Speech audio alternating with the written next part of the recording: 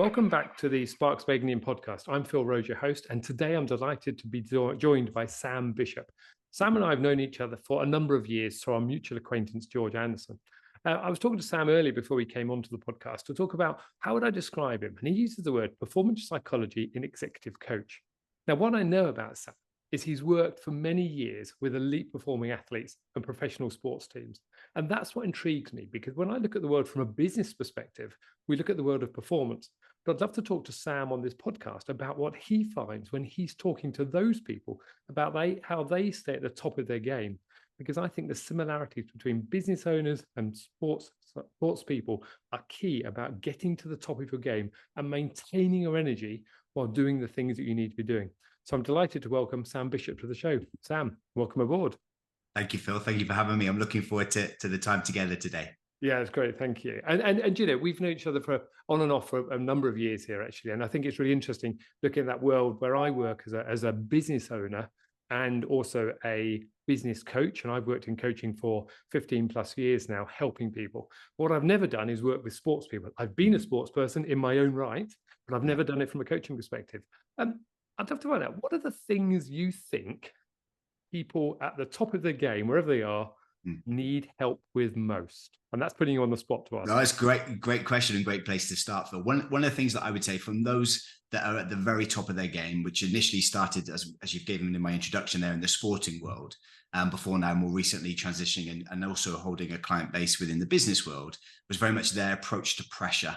So if they've been successful and if they've been able to climb that ladder or climb that mountain to get to the very top of their specific sport or in their industry, what we're really thinking about there is how they maintain those levels of performance. And so what that often equates to is how they deal with pressure in the moment, or how they maintain performance levels when maybe if they're an individual player or an individual athlete in an individual sport, such as golf, for example, or if they're a team member or they're within a team, such as say football or rugby, is when they're in the heat of the battle, how they execute their game plan or how they are able to fulfill their skill sets and behave in the ways that they want to in those ultra pressure moments of the game or the fixture that they're playing in.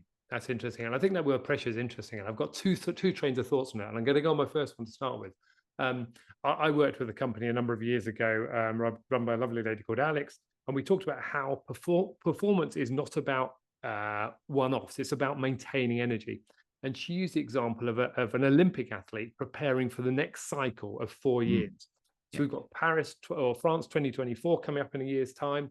And her view was that business people needed to have that same intelligence about maintaining energy, because it's a slow climb to that, but you have to peak at certain points in world championships or things like that. And she used the view that a lot of CEOs would have to manage to maintain their energy, but the key was maintaining it throughout the year, because what she had found out from her research was that you would work, go on holiday and fall ill. Yeah. What's your thoughts on that in terms of maintaining that energy through a cycle, whether it's a year, whether it's 4 years, like an Olympic cycle?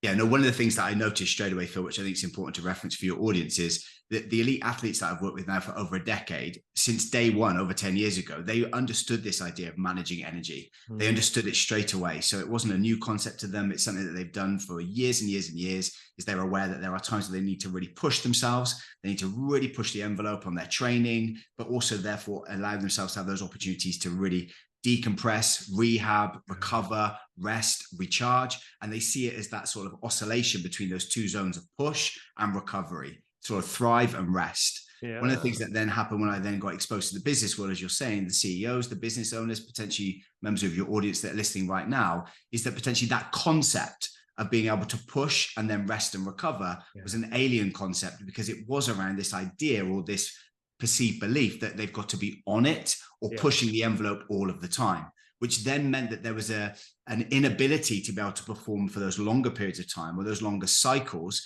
because their energy levels were just depleting after a strong burst or an excessive long period whereby they weren't taking care of themselves.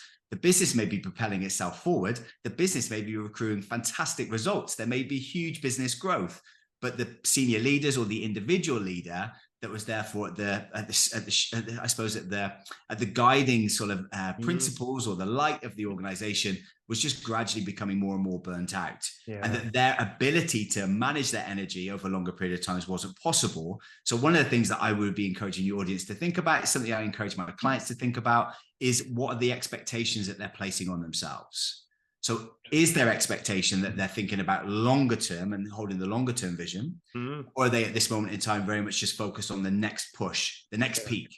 And therefore, it's not about ever saying what's right or wrong. As in our coaching roles, Phil, that's not our job, what's right or wrong, but to stay curious with them. If they're holding that shorter mindset, so for example, for the Olympic cycle, rather than thinking about the Olympics in 4 years' time, instead the business owner is saying, actually, you know what, I'm thinking more about the next 3 to 6 months. Okay, what benefits is that bringing to you, but also what challenges might you therefore not be being aware of? What might you not be considering if we were to take a longer term vision and think about the longer cycle as well? So expectations, I think, is a really important starting point when you're thinking about managing energy and also thinking about what levels of performance you've got as an expectation throughout those longer periods of time too. I love that word expectation. I think it's interesting, isn't it? Because I'm just looking at the picture behind you. You've got a picture of the Shard. And I think about from a business perspective, we look at people being at the pinnacle of the organization. And often we think of, the CEO being at the top of the tree. Whereas, there's lots of business models there, the CEO is there to support the organization. And therefore, there's a lot of pressure on them. I have a view that the CEO is just part of the team. And it's their job to find people who are better at doing their job than they are, so they don't have to do it all. From a team perspective, I think this is key though, isn't it? Because in a team, everyone has to have their skill, their unique skill. And I'm just reflecting here. We just come off the back of an amazing Rugby World Cup final and seeing how South Africa and New Zealand, two of the greatest teams in the world, it was a shame England weren't there, but they did well against Argentina. But seeing them in the pressure of that moment. And I think from a business perspective, there's a lot of lessons that business owners can learn from that about having those 15 men on the pitch, each with their individual responsibilities. But I wonder from a coaching perspective, how do you help people when they're in that view that they think they've either got to do it all or they're facing the pressure of supporting everybody, either as the captain or the CEO? What are your thoughts on that? Very much to try and question that perspective, Phil. So we do it in a gentle way, because often it can be that expectation is formed out of potentially a desire to do well or a drive or a determination. So it's not about taking that away from the CEO or the senior leader, but very much just getting them to be very open-minded to what might be the impact of that expectation. So if they were to use language such as you just said there, actually, I need to do it all, or it's my responsibility to take the lead here on absolutely everything and not delegate or trust the team, is to question that in a very curious way. Okay, so that's your perspective at this moment in time. What might be the impact of that upon you if you were to continue to take responsibility for absolutely everything and feel like you must be the person that leads in every meeting and leads on every objective? Because as you say, that's a direct contrast to, for example, a rugby team of 15 players that are across the pitch holding a defensive line. There's the understanding and acceptance. Not one player is able to control absolutely everything across that defensive line, but actually the need to trust the person next to you and to trust that as a group of 15, we understand our roles and responsibilities. And so it's very much initially with some senior leaders that I work with, some business owners, is getting them just to be curious about the impact and also get them just to hold that wider perspective.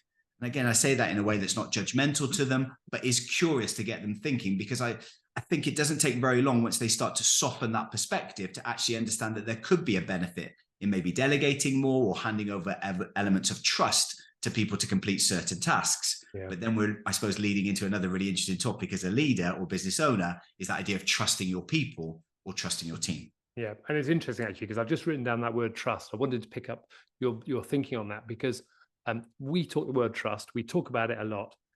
What does trust mean to you, and how do you think people perceive it in the business world or the sports world, and how do they perceive it differently sometimes? I think in the sports world, if you've got a team that are trusting, so using an example like, for example, the South African rugby team or the New Zealand rugby team at the very height of that game, the elite level, the trust there is just this unquestionable belief in each other to follow the game plan and trust each other's roles and responsibilities. It's almost unbreakable at that elite level, in my experience, in the successful teams. I think in businesses, I think that unquestionable trust, that deep belief and core, I suppose, understanding of each other can sometimes be what gets lost or can be a little bit miscommunicated. by maybe people questioning agendas or Mm, positioning their own desires, maybe above that of the organization or that of the team, yeah, yeah, particularly if there are hierarchical structures and there may be people, maybe say a certain level of management that are then fighting over the promotion. That can sometimes be quite disruptive to the team being cohesive, collaborating, and that trust being present. So I think that's probably one of the differences I see regularly between the work I do in the sports world and the business world. Teams that hold a trust and a cohesion in the sporting space, they're really in it together. And I can hear that language when I go into business settings. Phil, it happens in leadership and team development sessions. Sam, we're in this together, yeah, but at yeah. times their behaviors don't match that language. And I think that can sometimes be the discrepancy that I see between the two contexts. Yeah, I think that's really interesting, in it together. And I think that's really interesting as well, isn't it? I often use Patrick Lencioni's 5 dysfunctions of a team as a great model. It's a very simple pyramid. And for any listener who's not talked to me about it in the past, the core of that is built on trust. And in the absence of trust, people aren't willing to have those healthy debates with each other because I don't trust you to deal with the information the way you should be doing it. So we do a lot of work around building trust up from ground up, and looking at teams. And one of the things that Lencioni talks about, which I love doing, is getting people to understand who the human is behind the individual, behind the face.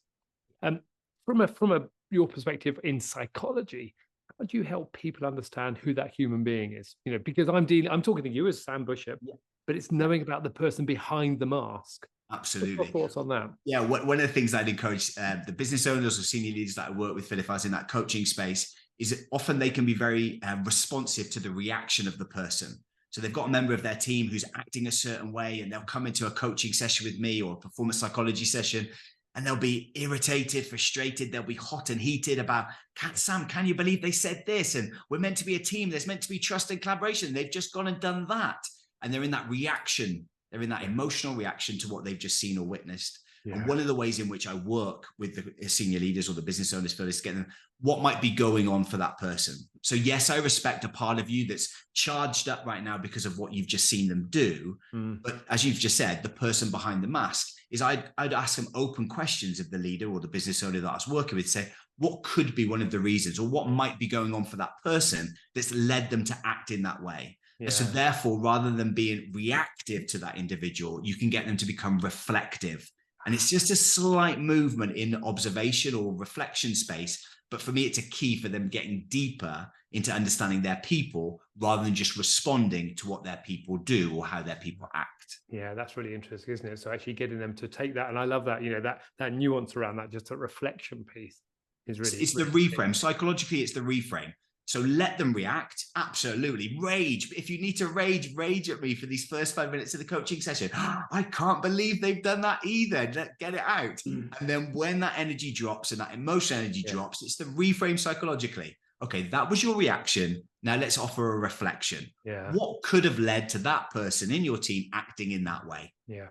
Lovely. And it's really interesting, isn't it? What could have led to that person reacting in that way? And I think so often we don't put ourselves in the shoes of that individual and reflect on where they're seeing things, because we're seeing it from our angle all the time, and actually getting that different perspective on it. You may not fully understand, but you can appreciate maybe there's a difference that someone's doing something in a different way because of this, the way they've done things in the past, and you've never thought about it from their angle. Absolutely. So it brings in that idea of being empathic, an empathic leader. It also encourages us to think about emotional intelligence too, and thinking about the positions that we hold when we're in communication or when we're in relationship with other people. I think it's a huge important tool that needs to be used in coaching sessions when we're talking about the situations that we're describing right now, Phil, because I think we can get very much locked into, particularly high pressure roles, Yeah. that idea of, well, this is what we've said. This is what we've said we're going to do. There's pressure on us to perform. I can't believe they've done that. And then just react. And I think that energy of reflection is vital. It's a vital step, but can often get overlooked in high pressure situations. I think it's true, actually. And I think even in non-high pressure situations, I think if I'm thinking about team builds for new teams, sometimes just having that reflective instinct, getting people in the room and understanding, okay, where are they coming from? How can we build the best team from ground up, which we don't often get a chance to do.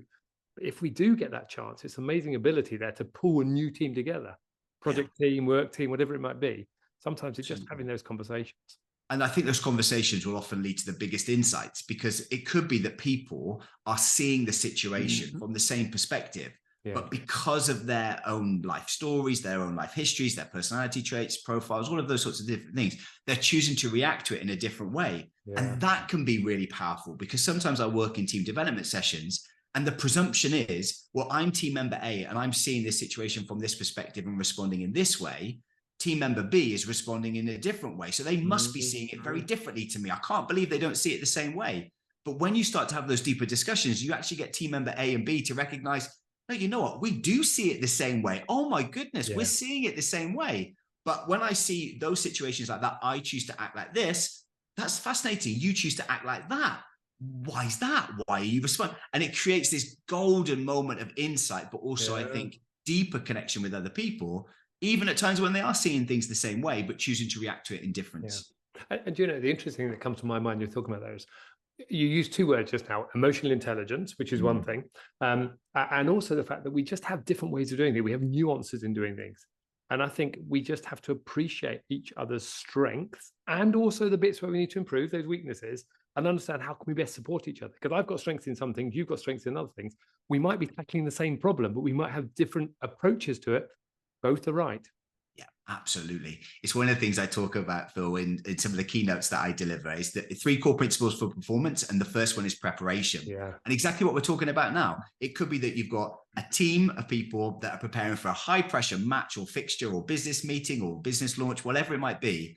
But there'll be 2 members of the team that, although they're both aware of the pressure, want to respond to it or approach it in different ways. Yeah. One could be very much want to know the detail, wants to know the game plan, the structure, the business strategy, the details, execution plans. Give me all of that sort of detail. Be very logical in their preparation. If I know the details, I feel confident, I feel secure, I'm ready to go. I'm ready to face that high pressure moment. Yeah. But there could be other members of the team that don't want the detail. They're not logical. They don't care about the facts, the sort of minutiae detail. Actually, they just want to feel confident. They want to feel prepared. So they're more emotionally led in that preparation phase. So actually, they just need to know the level of detail that affects them so they feel ready, they feel confident, and then they're ready to go into that performance space. And so I talk about it regularly in that space. It's about understanding ourselves and understanding those around us to not reach a position of judgment, but a position of awareness. And that, I think, is a really powerful distinction. That's interesting, isn't it? Because often we hold that space of judgment around someone as opposed to awareness in the first instance. It can be highly unsettling. It's really easy for me to say this, but it can be really unsettling to be a member of a team or part of a leadership group, and people are aware of the situation, the high pressures on the horizon, but people are choosing to respond in different ways. And where we see difference or something that's different to us, that can be highly unsettling. But actually, if we can push past that difference into an understanding rather than reaction, I think it stands us in great stead moving forward. And you know, isn't it? Because when you think of any conflict situation between 2 individuals, it's often that difference in understanding and awareness that really is the thing that would drive and resolve a lot of conflict in whatever that conflict means. Absolutely. Absolutely. It's often a misunderstanding. There's a misunderstanding that's creating the conflict rather than just taking time to fully try to understand another. And you may not be able to, but at least you can get more of an appreciation and awareness rather than just being in a position of judgment. They're not doing it like me, therefore they are wrong. That, in my experience, isn't the case. They're just choosing to approach it differently, or they naturally want to approach it in a different way so that they feel prepared for that situation. So number one is preparation. Yeah. So what I'm hearing there is you've got the 3 steps, and we'll talk about the other 2 in a second. Preparation is number 1. So you're bringing people together to get them to understand differences and similarities as well. Yeah. But it's that awareness to start with before we move on to do the next stage. Yeah. So preparation is all about getting you as an individual person to understand how you best prepare for a high pressure event. So whether it be a Premier League football match or Premier League rugby match, for example, tennis, cricket, and golf in the sporting space, or in the business space, it's that meeting, it's the pitch, it's the business launch, it's the strategy, it's the all hands, whatever it might be. Before that highly pressured situation that really matters to you, where you know you want to go and perform, how do you best prepare? And as I've just given that illustration of the example, some people are very detail focused. Some people are very emotion focused. Yeah. Some people like the slide deck, Phil. They like the script. They like to know their bullet points. They like to rehearse multiple times so they can go out there and they can deliver it effortlessly. They know where they're going to be 3 minutes and 30 seconds into it because they're so well scripted. But there'll be other people that don't want a script at all. Yep. They don't want to know what they're going to say. They don't want to rehearse it because they fear they're going to come across as robotic. So in those sorts of situations, there's that difference. So it's about understanding you as an individual, and then where appropriate, if you're part of a team, to become reflective and understanding of how other people are preparing too. Yeah. Regardless of what it is that they need to do, have an understanding of it rather than a judgment of it. And so in that preparation phase, it's making sure you and your people, or you and your team, are as ready and prepared as they possibly can be before the execution phase, which is when the referee blows his whistle for the game to start, the business meeting starts, the customer walks into the room, whatever it might be. It's everything that happens before the performance window. And it's interesting because, as you say, the referee blows his whistle. I remember I used to work in a company that made motorsport engines, and as a Formula One team, when the starter's gun went or the lights changed, so we had to be. And as an engineering company, we had to make sure our product performed perfectly the moment the driver put his foot down. The car had to perform, and it's the same in that same thing there. You know, when the referee blows his whistle, when the CEO says go, it's got to work. Absolutely. And it's the journey, it's the phase. Yeah, I wouldn't say phase, I would say journey. Journey is probably a better word. It's the journey that you take as an individual and as a team, all the way up to that moment of when the CEO presses go, or the lights change on the race, or the referee blows the whistle. It's everything that needs to happen for you and your people, your product and your business to be in the best shape it possibly can be for when it needs to perform in that execution. Yeah, and it's interesting because the phrase that comes to mind is the 6 Ps that various people blunder around. But, you know, at the end of the day, perfect preparation prevents poor performance. Yeah. And that's the key. And I said 5 Ps there. The key is actually it's about that preparation phase, because if you can get that right, the execution is flawless. Absolutely. Phil, you're using language that many of my clients would use, particularly from the sporting space, maybe more than the business space. But a lot of the athletes that I work with, they say, Sam, preparation is the most important phase. Because if we got our preparation right, and we've done the reps, and we've done the preparation the way that we know we need to, when we're in the game, we know that we've done the work. And they'll use language like that. You would have heard that a lot around the World World Cup final. I saw it in some of the interviews. Some of the players saying to each other, saying to the pundits and the people that were doing the interviews on TV, you know what, we're ready. We know we've done the reps. We know we've done the work. Actually, let's just get the game on and let's start, because we've done everything we need to now go and perform. Yeah. I heard a fascinating story many years ago about a golfer. And the golfer turned up to an open.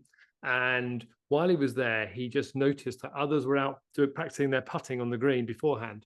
And someone said to him, you know, why aren't you out there? And he said, because I put the hours in beforehand. And basically, if I didn't have it in me now, I'm not going to find it there in the next 10 minutes. And I think there's a lot to be said for that about you've got to come with that mindset, but you've also got to have done it. You know, the Johnny Wilkinson's back in 2003, he didn't kick that ball. And I reflect back on that because that's last time, you know, we remember that wonderful picture. He didn't kick that ball for the first time when it went over the post. He'd kicked it 200 times every week before that. Absolutely. Just to make sure it performed perfectly on that day. Yeah, absolutely. I agree. And I think sometimes it can be overlooked. I think sometimes it can be underappreciated what the preparation phase enables you to achieve when you get to the execution. I think there are still some mindsets, maybe more now in business than in sport, if I'm to differentiate them, that thinks actually it'll be all right when we arrive. Oh, we'll get there. Oh, we'll work it out. We'll work it out eventually, or it'll be okay. And I think that can sometimes be quite a strong difference between some of the athletes that I work with and some of the business and organizations that I work with, is their importance on the preparation. Yeah, I agree. So let's move on to execution in that case. So we prepared, we're on the starting line, the starter's gun's gone, the whistle started. Yeah. Execution is it's that moment where it's some of my clients describe it as it's the time to shine. So this is the moment where you've got to deliver. You've got to deliver on your product, your service. You've got to deliver in your pitch. You've got to work with the customer in that space to generate that conversation or reach those outcomes that are going to be really beneficial for them. It's that moment of pressure. I describe it as pressure that can either come from an internal source or sometimes the external source. And I'll expand on that a little bit for your audience, Phil. The business conversation has started, or the pitch has started. And some people in that moment will be feeling that internal pressure. I've got to do well today. I've got to do well. They'll be having that internal dialogue. Do well, perform well. You know, you've worked so hard to get here. This is your time to shine. Come on, don't let yourself down. You know your numbers. You know you've done your research. You know what it is that you want to guide the customer through in this conversation. You know how to create this positive pitch.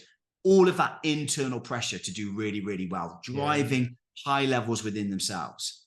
But there'll be other people that have a different experience. So maybe some of your audience will recognize more with the second description I'm about to offer. Actually, it won't be an internal pressure. It will actually be the external pressure. So they will be driven in that moment to perform well and execute by the outcome of that performance. So the recognition maybe from their managers, from their leaders, maybe it's the financial bonuses and the rewards that they're going to get. Sometimes described more as sort of those extrinsic rewards that they're going to get from it. Actually, there's pressure to perform right now in this business context, because if I perform well today, I hit my KPI, I get my financial bonus, I get recognized as being a high performer within my team, and that opens up an opportunity for promotion at a later stage. Yeah, interesting. So you're talking, therefore, in this execution window about this idea of, and I talk about it regularly with my clients, do you experience pressure? Nearly every time the answer to that is a yes, but where's the pressure coming from? And that often will be confusing for them, uncertainty. They won't know where the pressure's coming from. They'll know that they just feel it. So that can be quite a powerful distinction to make in development of awareness too. So it's really interesting, isn't it? I was reflecting at this weekend. So my daughter won't mind me telling this. My daughter's a cross-country runner, and she does an amazing job. And we were talking recently with my father. And my father, he's in his 70s, and he won't be listening to his podcast because I say what I want here. And he was always viewed as, he would always question, you came there, why didn't you come further up the field? Why didn't you do better? And I noticed a question to him the other day, and he said, where did you come? And she gave him the place. And he said, oh, well, there are only X number of running in the field, so you came last. And I was thinking, it's an interesting mindset, isn't it? Because I take the view as a parent, it's about the showing up, dedication. Yeah, she wasn't first in the field, but she did an amazing job. And I think it's really interesting in terms of, how do you apply that pressure, and how does that external voice say to you, you didn't win? How does that reflect on you for your next race or next performance? What's your thoughts on that when you've got it's brilliant that you brought this. Yeah, it's brilliant that you brought this lens, Phil, because once I identify where the pressure is coming from for my clients, we then talk about whether they want to keep it or they want to work against it. So some people, whether it be internal or external, love the idea of pressure. For some of my players, if I told them that, for some of my players, particularly in the sporting space, if I told them that there won't be any pressure, guaranteed a win, they wouldn't want to compete. They want the competition. They want the pressure. They want it. It drives them. It makes them perform better.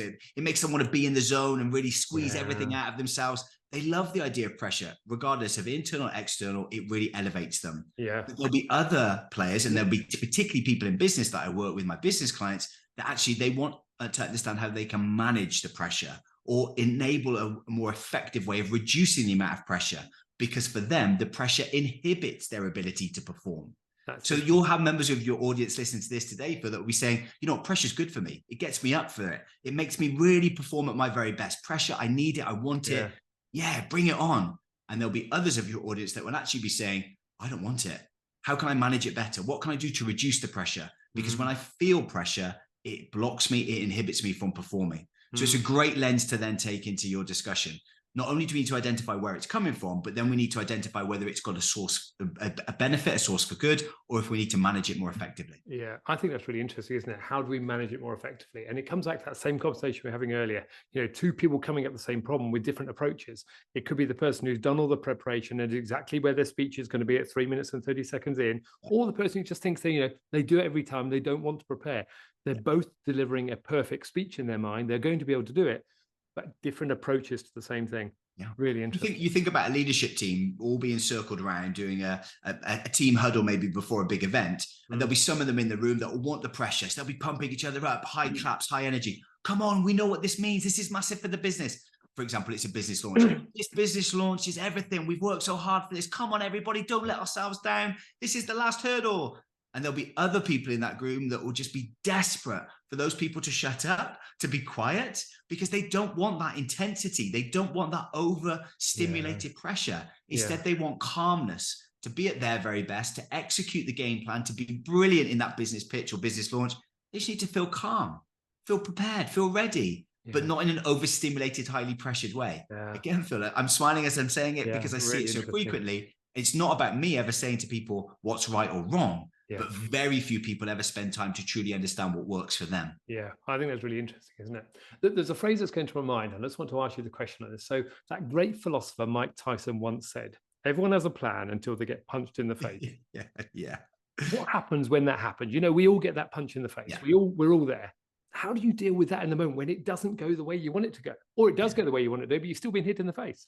Yeah, absolutely. I think it's a great question, Phil, because I think what we're talking about here is those moments of adversity, those moments of maybe setback or challenge. And again, I think it brings out different things in different people. And that's not me trying to offer a therapeutic or psychological answer, not give you a definitive. But I think what all I can really share with you is what I see. I think, again, for some of my clients, it brings out the best of them. Actually having a setback or some adversity, a little bit of pressure or stress, it really elevates them. They quite like it. They may not like me describing it in that way, or they may never ask for the setbacks or the challenge. But I think sometimes it really helps them understand that it means something to them. The idea of it not going perfectly the first time, they hit a bit of adversity. They think, yeah, you know what, this really does matter to me. So I'm going to work as hard as I can now to overcome this challenge or navigate it or run through it. Whereas I actually think for other clients that I've worked with in the past, hitting a stress or adversity or a setback can actually be highly derailing for them. Not necessarily because there's anything that they've been unprepared for, but maybe a little bit of a fragility in their mindset that they weren't expecting it. So I think sometimes people can get turned on by a punch in the face. It almost awakens their energy. But I think for others, if they're not expecting it and it catches them off guard, I think it can actually make them shy away from the challenge or move in a different direction. Yeah. So this comes back to your point about preparation, isn't it? Because we can, I come from the aerospace industry where we had to prepare and do risk management, because if we got it wrong, planes fell out of the sky. So we had to think about eventualities. And when a plane did fall out of the sky, you would then factor that into your next risk plan to say, well, what if this happens again? And to me, that's how business teams and performance sports teams probably need to prepare as well. Thinking about, okay, what could happen? How do we do these set pieces? How do we plan those moves? And just thinking about, if this happens, then this happens. Yeah. And I think that's the key. And I agree with you. I think that's the key in the preparation phase, because I think what they start to then do is starts to develop the mindset of, yes, we've got plan A, but we've also got some considerations for what might happen if these situations don't unfold the way that we want them to.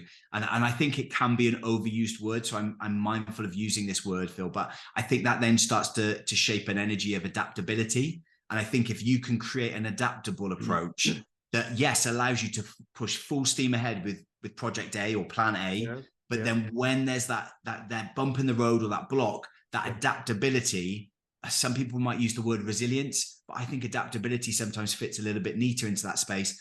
What can you adapt, or how can you adapt to this challenge that then means you're not completely knocked off course and that you can still find a way forward in this space? And whether that be you go a couple of goals down in a football match, or whether that be that the business launch or strategy maybe isn't fulfilling or being executed in the way that you'd hoped it would. Yeah. And I agree with you. I think adaptability is the word. I think we have to have resilience, but we have to have adaptability to enable us to move forward. But interesting, isn't it? That's just my mindset. Doesn't mean that you have to do, or other people in the team have that mindset, but we have to look at how do we work together. Because I take a view that actually I'm adaptable. I make things work. I'll find a way. Whereas other people have to have their set game plan. Absolutely. Yeah. Because adaptability in its energy and in its nature creates some ambiguity. Well, we don't yet fully know, do we? So we're going to adapt here. We're going to try something. For some of my clients, they love that. That's when they're going to be at their very best. We spoke at the very start about being an elite performer. Some of my clients love that. Let's not have a game plan. Just let me get on the pitch. Let me be adaptable. Let me get into that business environment, and I'll just respond to the room. Leave it with me. I'll adapt and I'll be great. But for others, that is so unsettling because that creates ambiguity. They've got no way of feeling secure. And actually that then can be really inhibiting to their ability to perform or maintain elite performance levels. So again, we're going back around to that position of not right or wrong, but knowing people as the individual that they are. If people like plans and certainty, why not have plan A all the way through to Z? Go for it. Have as many plans as you need. So you can adapt in the moment, but you can adapt to a pre-prepared plan. Not a problem. But other people won't need that. They'll just like the energy of adaptability and the excitement of the opportunity that adaptability can bring. Yes, I love that. I love that. So let's move on to the final piece in that case. We've prepared, we've executed, and the next piece is about reflection. Absolutely. So everything that happens once the referee's blown his whistle, the tournament comes to a close, or that business pitch or presentation or the business year has finished, everything that happens in that moment. And it still surprises me, Phil, but many, many people don't spend any time in reflection. They'll be very, very quick to move on. They'll overlook the opportunity to maybe take any learnings or reflections from what's just happened. And instead, they'll just want to run straight into the next preparation phase. So when I'm getting them to pause or encouraging them to pause into reflection, some of them have a real hostility towards me encouraging them to do that. There's almost that little bit of fear of having to look backwards at what was, or maybe look at themselves, a little bit like rewatching yourself on a recording or seeing yourself maybe deliver a speech, for example. It can be awkward, it can be uncomfortable, but also I think what it does is it sets a level of accountability, because you're reflecting on what happened. And there's some accountability in that. Yeah, no, I did that really well, didn't I? Yeah, great. Or, but maybe I could have done that better, or I let myself down, or we didn't quite fulfill the proposal or the pitch in the way that we could have done because we didn't execute in the way that we thought we were prepared to do so. So I think accountability is one of those things that's important, that can happen in reflection. But also, I just continually think that it's a missed opportunity for growth and development. And the majority of the elite performers that I worked with initially 10 years ago in the sporting space, the elite performers were doing this all the time. They were finishing training, they were finishing performances and thinking, right, okay, what went well? And how can we make the next training session even better? I'm pleased to say it's coming to business, but often business pressure or perceived business pressure leads businesses to say, look, we don't have time to go backwards. We just got to keep looking forwards. So Sam, thank you for the reflection questions, but we're now going to go into preparation for the next phase. And so I think there's still a tussle that goes on. I see it in my coaching work, Phil. I'm not sure if you do too. Teams and leaders hesitant to look backwards because there's a pressure or a perceived pressure to keep looking forwards. Yeah. Do you know, it's really interesting that I learned about reflection back in the mid-90s when I started work at Rolls-Royce, and we worked with some coaches there. And at the end of every session, they would do what's called a T account, and they would draw a T on a page. What went well? Even better if. And they just put EBI and WWW before the internet came along, interestingly. So we'd always look at, okay, that's what went well, and we list that thing. But the even better if was where the learnings came from. And I think there's a real power in that. And I think I always do it now. And I still use that T account now with my clients. I ask them to reflect on where they've been, what they've done. And I ask them to share those reflections in a team meeting as well. Because I always say, look, you're going to learn something because I picked something up. You might not pick it up, but you'll learn something from my reflection. And I think that's one thing. But I think it's really interesting what you just said there. A lot of businesses have a view that they've just got to keep pressing on. They don't have time to stop, take stock and move on again. And I think they miss a trick on that. Totally. I agree. Yeah, I agree with you. I think it's a huge opportunity that's often missed because there's that inner voice or that cultural voice around the organization that says, no, don't look back. Keep going forward. What's next? What's next? Where are we going next? What are we doing next? And actually the answer for where you should be going next or could be going next is probably in the reflection, but people are making presumptions or trying to just move forward without actually draining the goodness, really draining. Or one of my clients in the sporting space gave this to me about 10 years ago that said, it's like squeezing an orange and getting all of the juice out of it. That's what reflection does. So rather than just taking it for what it is, let's drain the goodness, squeeze out the goodness. And I see it frequently. I see it regularly. Businesses often don't do that. They'll just be pleased they created the orange and let's just go. What's next? Yeah. So here's the question, okay. How do you encourage people to do that? Because you and I can talk it. We know it's the right thing to do. How do you get people to enable them to say, yeah, Sam, let's do it? I think people very rarely will engage in something until they see the benefit of it. So I encourage everybody that's listening to your podcast today, Phil, or listening to it on the recording, is have the opportunity just to allow themselves to enter a space of reflection. It could be that they limit the amount of time. So please don't feel like it has to be weeks long, that it has to be hours long. I'm not saying you have to take days to do this. It could just be that they spend 15 to 20 minutes on a recent performance or a recent project that they were involved with and just ask themselves some curious questions. Okay, so what did we do really well? Start with the celebration. What did we do really well? What was fantastic? Let's bring that positive energy in and then go with some curiosity. Okay, so what could we have done differently? And was that something that we could have maybe prepared for in the preparation phase differently? Or was it something that we needed to do differently in the execution phase? And then even if then they only do those couple of questions, but in the last one, which is, if we were to face that situational scenario again tomorrow, what would we do differently? So just 3 questions. What were the successes? What went well? And then what could maybe have been improved? And is that in the preparation phase or the execution phase? And then if we were facing that same scenario again tomorrow, what would we do differently? So it's not a blame. I think people fear it to blame, or they think that they're going to have to go back. That idea of accountability, I used it. Sometimes they're, oh, no, that means we've got to judge each other, blame each other, criticize each other. That's not how I would shape that reflection. It's more open curiosity about what we did well, what we could do differently, and then what we're going to do next time if that situation arises again. Yeah, I love that. Now, you've used the word curiosity quite a bit in the last 30 minutes. What does Yeah. curiosity mean to you? Because you and I can talk about it. What does Mm. curiosity mean? Curiosity for me, and I encourage all of my clients to do this, is to remain consciously curious. So always wondering. So trying to make sense of scenarios and situations is a really valuable tool, but don't just allow things to fit into black or white. Okay, it's important to know facts and it's important to know the details, of course, but always try to think a little bit more curiously about either why that conclusion's been reached. So if it is a black or white outcome, such as a business outcome of success, or maybe, for example, a sales number was achieved or it wasn't, great. There's a black or white nature to that, Yeah. but stay curious around it. So what led to that? What could have contributed to that? What maybe were the reasons for the successes? So it's a curiosity about the outcome rather than just, oh yeah, we did it, we didn't. Oh yeah, we were successful, we weren't. Yeah. So in that lens, it's around curiosity. And then the other is around making sense of maybe people or our communication. So it's not just about they did that to me or I must do it this way. Curiosity in that sense is, okay, you could, but what else? Oh yeah, they did do that. And you think it's because of this reason, but what else might it be? What else could it be? And so curiosity and wondering are two phrases that I use all of the time in my leadership development, my leadership and team trainings, and also my executive coaching. Love it. I love that word wondering as well, actually. And I'm not going to go in there because that's another avenue. But I love that. And I love that curiosity. So I thought I'd ask that. So Yeah.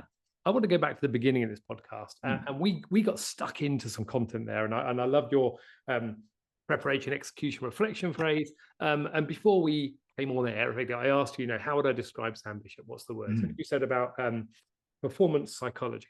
But I want to find out who's Sam. Now, we should have done this 35 minutes ago. But how did you get where you are today?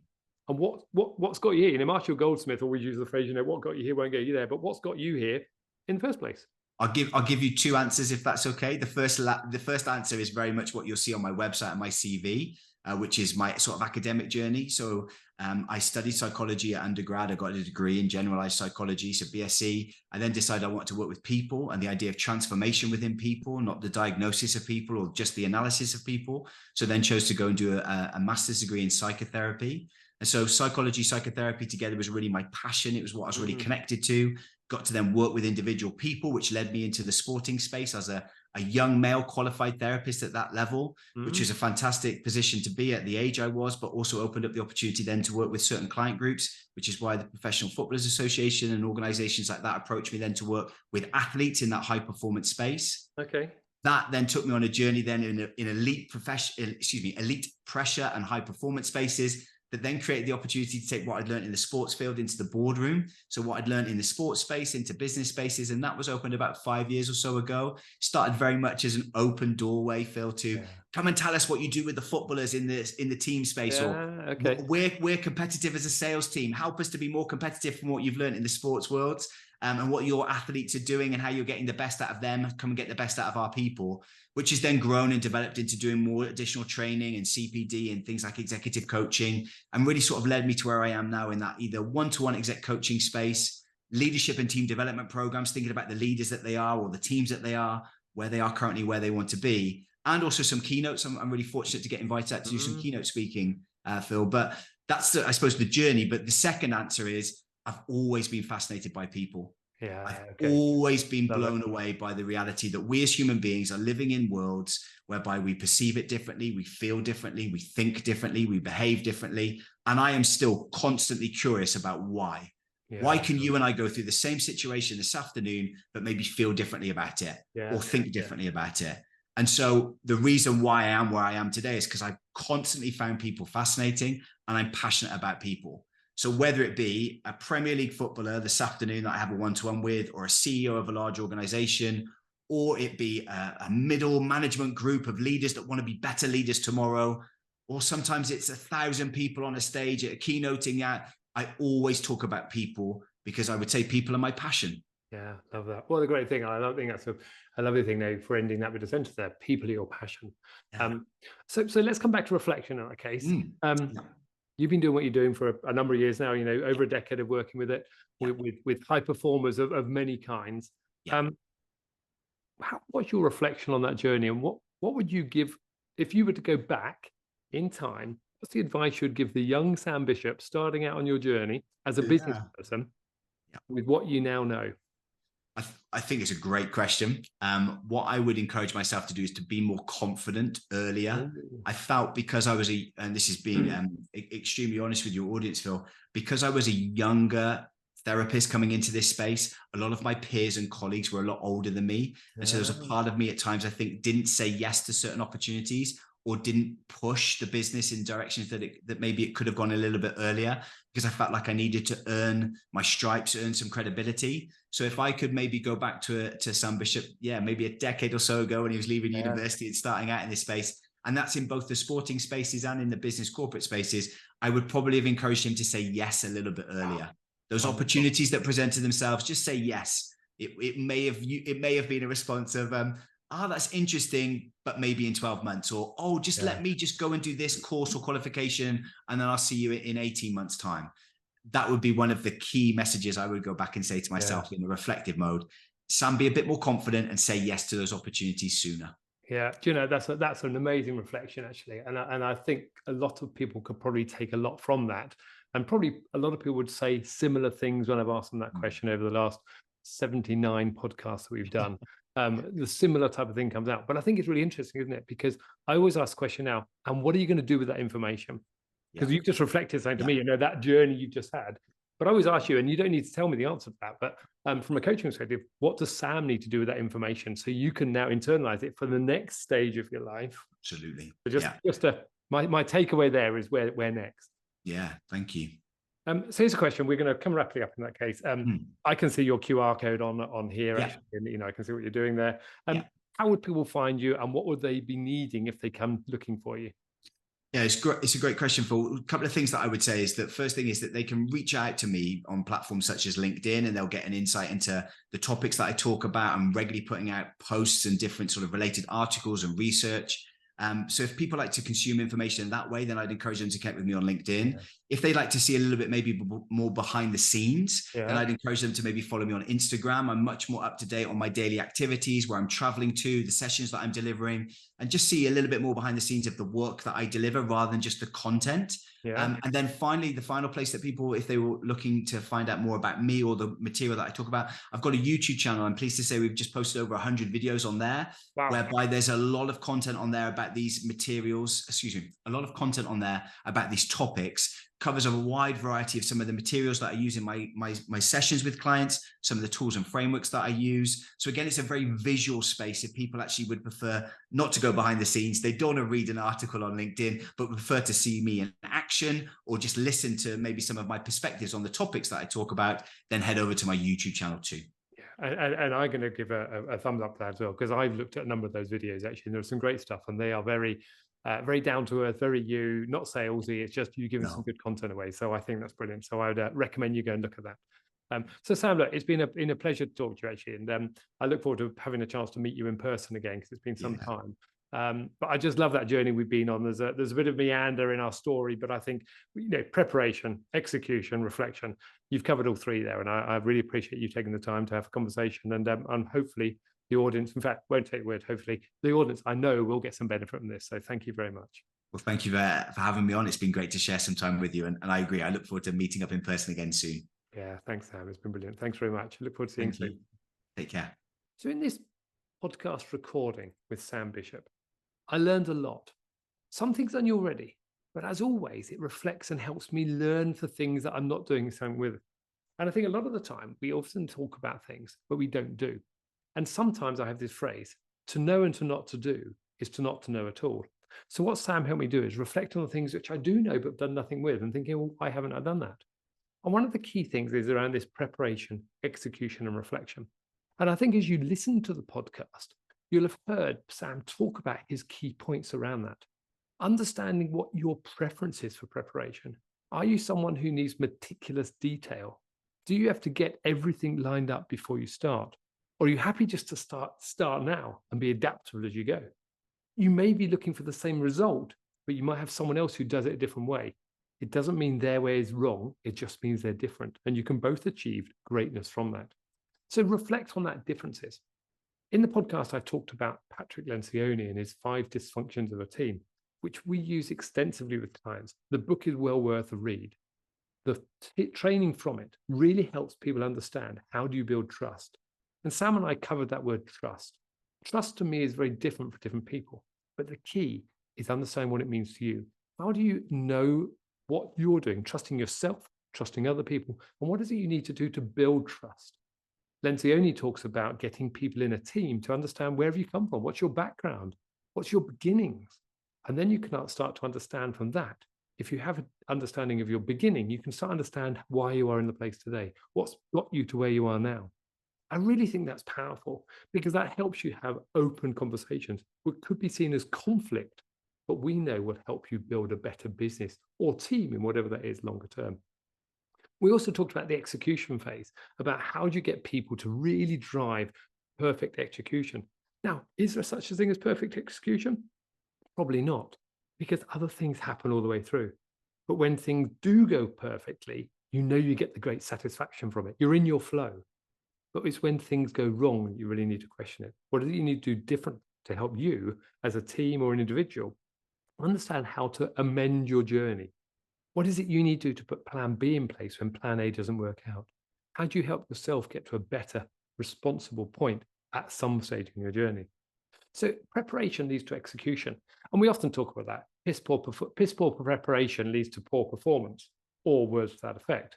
But the key is it's about what is it you need to prepare for yourself? And how do you understand that from your team perspective? If you're different to others, doesn't mean they're wrong. And then let's look about this reflection piece.